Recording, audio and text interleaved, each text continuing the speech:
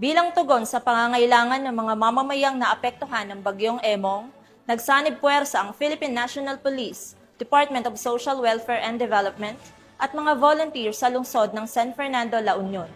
Ibabahagi yan ni Police Master Sergeant Robert Abella Jr.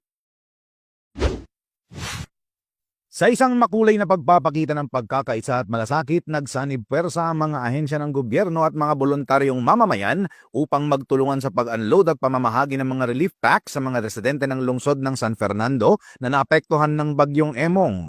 Pinangunahan ng City of San Fernando Police Station sa pamumuno ni Police Lieutenant Colonel Rogelio B. Miedes, Officer in Charge, kasama ang mga police trainees, ang Bureau of Fire Protection, ang mga empleyado ng pamahalaang lungsod ng San Fernando, mga opisyal mula sa Department of Social Welfare and Development, mga lokal na opisyal at iba pang mga volunteer groups ang pagtulong sa pag-unload ng mga relief goods na ibinimigay ng DSWD sa harap ng City Hall.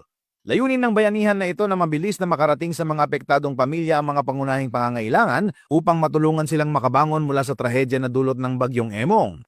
Ang pagtutulungan ng mga ahensya ng gobyerno at mga mamamayan ay isang magandang halimbawa ng bayanihan sa makabagong panahon. Ito ay hindi lamang isang pagsasama-sama ng mga tao sa gitna ng sakuna, kundi isang simbolo rin ng isang mas united at matatag na bansa. Ipinapakita nito ang halaga ng pagtutulungan na sa bawat hakbang ng bawat isa, muling binubuo ang pag-asa at mga pangarap ng mga apektadong pamilya.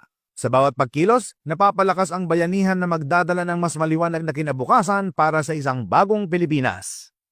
Mula dito sa Ilocos Region, ako po ang inyong PNN correspondent, Police Master Sergeant Robert Abella Jr., alagad ng batas, tagataguyod ng Balitang Pulis.